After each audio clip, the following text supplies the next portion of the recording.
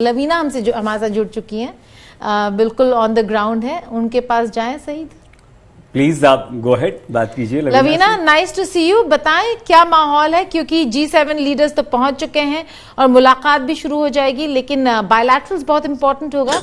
Interesting है कि Canadian prime minister Trudeau और कनाडा, जिसके साथ हमारे फार्म लॉज के लिए बहुत सारे कंट्रोवर्सीज हो चुके हैं ट्रूडो को लेकर, उनके साथ भी आज मुलाकात है।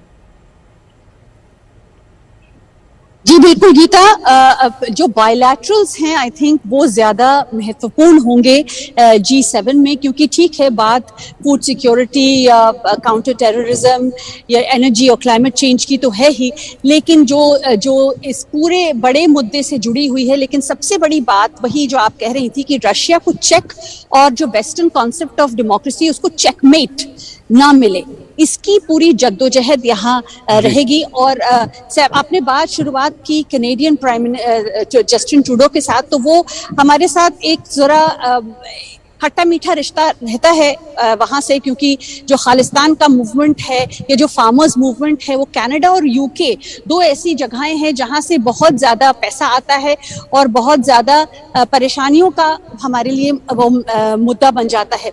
तो उनसे वो बातचीत बहुत महत्वपूर्ण रहेगी। क्या रहेगी ये नहीं कह सकते, मगर ये मुद्दा अगर उठ के आएगा, शायद कहीं ना कहीं जरूर प्रधानमंत्री जी इसको बात को आगे बढ़ाएंगे। इस पर हमें जानकारी तो नहीं मिली जब हम बात कर रहे थे, लेकिन ये मीटिंग काफी अहम है।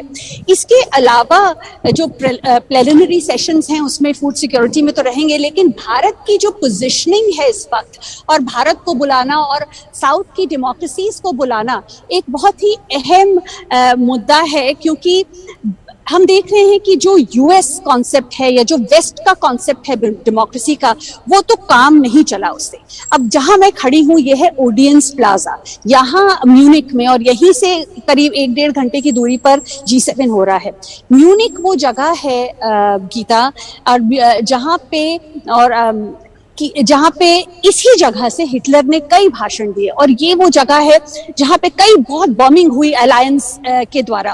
तो यहीं से वर्ल्ड ऑर्डर शेकअप हुआ था, बदला था, और यहीं पर एक बार और जब वर्ल्ड ऑर्डर बदलने की बात हो रही है तो यहाँ मीट चल रही है। और डेमोक्रेसी का जो यूएस या यूके या वेस्ट का कॉन्सेप्ट है, वो हम देख रहे हैं वो कारगर नहीं सिद्ध हुआ। अब अफगानिस्तान देख लीजिए, आप बाकी जगह देख लीजिए, इराक देख लीजिए, ये नहीं हो पा रहा। तो ऐसे में भारत को अपनी पोजीशन बनाना, जो प्रधानमंत्री नरेंद्र मोदी ने बहुत ही सटल तरीके से जब डायस्पोरा से बातचीत करी तब कहा कि भारत मदर ऑफ डेमोक्रेसी है। जो यूनिटी एंड डाइवर्सिटी का जो कॉन्सेप्ट भारत लेकर आता है, उस पर आई थिंक चर्चा होनी चाहिए और उसकी तरफ दुनिया को देखना चाहिए। और इस वक्त जिस तरह से अडिग और फर्म पोजीशनिंग इंडिया ने ली है यूक्रेन को लेकर, और आगे आके ये कहा है कि नहीं भाई, हमारी स्ट्रैटेजी ज्यादा जरूरी है, हम आप पर वेस्ट पर विश्वास नहीं कर सकते। जब ऐतिहासिक लम्हे ऐसे आए थे, जब विश्वास हमको कोई हमारे लिए खड़ा हुआ, तो वो वेस्ट खड़ा नहीं हुआ। और ऐसे में हमारी पॉपुलेशन, हमारी जो नेशनल इंटरेस्ट है, उन पर हम ज्यादा ध्यान देंगे। और भारत को नजरअंदाज करना इस मौके पर वेस्ट ये नहीं कर सकता, G7 नहीं कर सकता, क्योंकि भारत एक बहुत बड़ा मार्केट है। इसके अलावा जो नया खून है, यूथ जो भारत का है, जिस तरह से स्टार्टअप्स यहाँ हो रही हैं, जिस तरह से टेक्नोलॉजिकल एडवांसमेंट हो रहे हैं, भारत की जरूरत है वेस्ट को।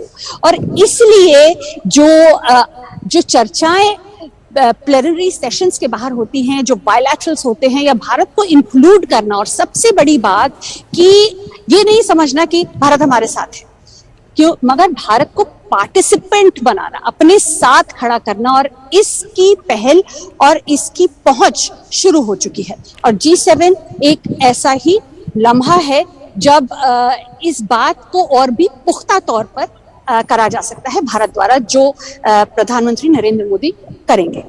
इसका मतलब ये हुआ लवीना कि क्या हम ये माने कि ये हमारे लिए, भारत के लिए विन विन सिचुएशन है।